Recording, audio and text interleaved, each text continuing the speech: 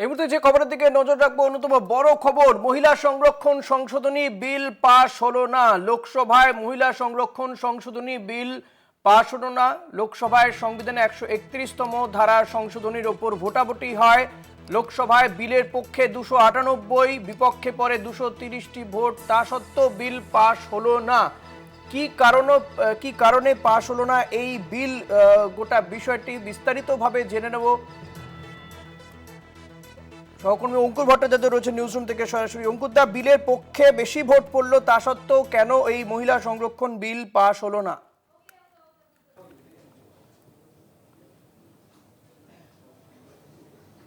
অঙ্কুর দা, শোনা যাচ্ছে আমার কথা? যদি প্রশ্নটা আরেকবার করো। অঙ্কুর দা, বিলের পক্ষে 298টি, বিপক্ষে 230টি ভোট পড়েছে, তারপরেও কেন বিল পাশ হলো না? দেখো ঋষি, এটা সংবিধান সংশোধন বিল ছিল, ফলে সেই সংবিধান সংশোধন করতে গেলে সংসদে উপস্থিত সাংসদদের 2/3 ভোটাভুটির প্রয়োজন ছিল, এবং 2/3 যদি মতের পক্ষে পড়ে তাহলে এই যে বিলটা পেশ করা হয়েছিল তা পাশ হবে, কিন্তু 2/3 তো হয়নি। মোট সাংসদের যে 489 ছিল, এবং তারপর যেটা স্লিপে যে ভোট হয়েছে সেটা সব মিলিয়ে সেই সাংসদের সংখ্যাটা ছিল 528। এবার এই 528-এর মধ্যে 2/3 হতে গেলে সেটা হতে হতো 352টি ভোট এই বিলের পক্ষে পড়ার দরকার ছিল, কিন্তু সেক্ষেত্রে 298টি ভোট পেয়েছে শাসক পক্ষ। বিজেপির পক্ষ থেকে, অর্থাৎ কেন্দ্রীয় সরকারের পক্ষ থেকে যে বিলটি আনা হয়েছিল সেই বিলটির পক্ষে ভোট পড়েছে 298, যেটা হওয়ার কথা ছিল 352। সেটা যেহেতু হয়নি, সেই জন্য এই বিলটি পাশ হয়নি। আগে থেকেই জানা ছিল এই বিল পাশ হওয়া সম্ভব নয়, তার কারণ সেই নাম্বারটা ভারতীয় জনতা পার্টির ছিল না। 2/3 করতে গেলে যে কারণেই প্রধানমন্ত্রী বারবার বলছিলেন যে এখানে এই বিলটা শুধুমাত্র এর ক্রেডিট শুধুমাত্র কেন্দ্রীয় সরকার বা বিজেপির নয়, এই ক্রেডিট তিনি দিয়ে দেবেন বিরোধীদের। যে কোনো রকমভাবে এই বিলটি পাশ করানোর প্রয়োজন ছিল ভারতীয় জনতা পার্টির, কারণ তাদের বিষয় ছিল এটা সংবিধান সংশোধন। এই কারণেই, কারণ 2001 সালে বলা হয়েছিল 25 বছর পরে যে জনসংখ্যা জনগণনার পর তারপরে এই বিলটি তার পরবর্তী লোকসভা নির্বাচনে এই বিলটি অনুযায়ী মহিলা সংরক্ষণ বিলকে বলবৎ করা হবে। কিন্তু তার জন্য যেহেতু 2001-এর পর 2026টা দেওয়া ছিল, কিন্তু এই সরকার চাইছে 2011-র ভিত্তিতেই লাগু করতে, সেই জন্য সংবিধান সংশোধন প্রয়োজন ছিল। এই সংবিধান সংশোধন করতে গেলে 2/3 ভোট পক্ষে দরকার, সেই 2/3 ভোট হয়নি। প্রথমত 489টি ভোট ইলেকট্রনিক্যালি দেওয়া হয়েছে, সেখানে 278টি ভোট পড়েছে বিলের পক্ষে, 211টি ভোট পড়েছে বিলের বিপক্ষে। আর যে ভোট স্লিপে দেওয়া হয়েছিল সেই ভোটের সংখ্যা মিলিয়ে টোটাল সাংসদের উপস্থিতি যদি ধরা যায়, সেটার সংখ্যাটা হচ্ছে 528। 528 জন সাংসদ যদি থাকে তাহলে তার 2/3 হচ্ছে 352। ফলে বিলের পক্ষে ভোট পড়ার দরকার ছিল 352। সেই জায়গায় সব মিলিয়ে স্লিপের ভোট এবং ইলেকট্রনিক ভোট মিলিয়ে শাসক পক্ষ পেয়েছে 298টি ভোট, অর্থাৎ এই বিলের পক্ষে ভোট পড়েছে 298টি, এবং সেই কারণেই এই বিলটি আজকে পাশ হয়নি। ঋষিকেশ, অঙ্কুরদা, এক্ষেত্রে কি মানে শাসক দল, অনেকেই বলছিলেন, বিশেষ করে বিরোধী কংগ্রেস বা তৃণমূল কংগ্রেস বারবার অভিযোগ করছিলেন যে বিশেষ করে পশ্চিমবঙ্গে বিধানসভা নির্বাচনের আগে এই ধরনের বিল পাশ করিয়ে সরকার বা বিজেপি একটা মানে অ্যাডভান্টেজ নিতে চাইছে। কোথাও গিয়ে কি এটা বড় ধাক্কা বিজেপি বা কেন্দ্রীয় সরকারের জন্য, মোদী অমিত শাহের জন্য? এটা কত বড় ধাক্কা, অবশ্যই একটা গুরুত্বপূর্ণ প্রশ্ন। কিন্তু এই মুহূর্তে এই বিলটি যে পাশ হবে না সেটা কিন্তু শাসক দলের আগে থেকেই জানা ছিল, যেটা আজকে আমরা দেখেছি। বিরোধী দলনেতা রাহুল গান্ধী তিনি নিজেও আজকে বলেছেন যে বিলটা যে পাশ হবে না, সেই নাম্বার যে শাসক দলের নেই বা এনডিএ জোটের নেই, সেটা খুব স্পষ্ট।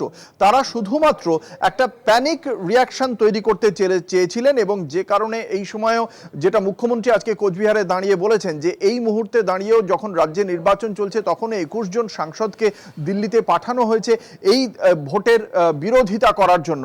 ফলে এই জায়গা থেকে যে ভারতীয় জনতা পার্টি 50 বার বলছে যে তারা মহিলা বিলের পক্ষে, মহিলাদের তারা আরো বেশি করে এই ক্ষমতার জায়গায় বা আইন প্রণয়নের জায়গায় নিয়ে আসতে চায়, তারা গত যে লোকসভা নির্বাচন 2024-এর লোকসভা নির্বাচন, তাদের যে আদতে মহিলাদের এই জায়গায় নিয়ে আসার কোনো সদিচ্ছা নেই সেটা স্পষ্ট। তার কারণ গোটা দেশে তারা যে ক্যান্ডিডেটদের প্লেস করেছিল, মনোনয়ন দিয়েছিল, সেটার সংখ্যাটা ছিল 16%। ফলে এই 33% যে বড়াই তারা করছে, যে তারা কত চিন্তা ভাবনা করছেন, কিন্তু আদতে তারা মনোনয়নই দিয়েছিল 2024 সালের লোকসভা নির্বাচনে তাদের যত ক্যান্ডিডেট রয়েছে তার মধ্যে মাত্র 16%। কংগ্রেস দিয়েছিল 11% মহিলাকে মনোনয়ন। তাহলে সেই জায়গা থেকে তাদের সদিচ্ছা জেনে এটা পরিষ্কার, শুধুমাত্র তারা এই সময় এই বিলটিকে এনে আদত উদ্দেশ্যটা ছিল, যেটা আজকে বিরোধী দলনেতা খুব প্রপারলি তিনি সেটা আইডেন্টিফাই করেছেন, রাহুল গান্ধী, যে আসল উদ্দেশ্যটা রয়েছে সেটা হচ্ছে 850টি আসন লোকসভা নির্বাচনের আগে করে ফেলে সেই জায়গা থেকে সেটা যদি করা যায় তাহলে উত্তরপ্রদেশের গোবলায় থেকেই ভারতীয় জনতা পার্টির যে মূল আসনটা উঠে যাবে এবং সেক্ষেত্রে তাদের দক্ষিণের রাজ্যগুলির ওপর কোনো প্রকার নির্ভর করতে হবে না এবং তাদের যাবতীয় চিন্তা ভাবনা তারা ওই উত্তর ভারতের ওই সাংসদদের আসন দিয়েই তারা সেই যে তাদের যে বিলগুলো নিয়ে আসবেন পরবর্তী দিনে সেটা পাশ করিয়ে নিতে পারবেন। এই কারণেই ভারতীয় জনতা পার্টি এই বিষয়টি করতে চেয়েছিল। অনেক ধন্যবাদ অঙ্কুরদা। কথা বলছিলাম, নিউজ রুম থেকে ছিলেন প্রতিনিধি অঙ্কুর ভট্টাচার্য।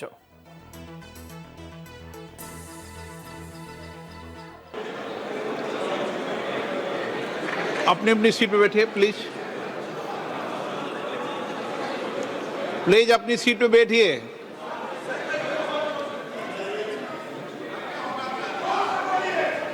प्रश्न ये था कि भारत के संविधान का और संशोधन करने वाले विधेयक पर विचार किए जाए। शुद्धि के अध्ययन मत विभाजन इस प्रकार है। हाँ 298 298, ना 230 230। प्रस्ताव संविधान के अनुच्छेद 368 के उपबंधों के अनुसार सभा की कुल सदस्य संख्या के बहुमत द्वारा तथा सभा के उपस्थित और मत देने वाले सदस्यों के कम से कम 2/3 बहुमत द्वारा पारित नहीं हुआ। अब इस संविधान संशोधन पर विधेयक पर आगे की कार्रवाई करना संभव नहीं है।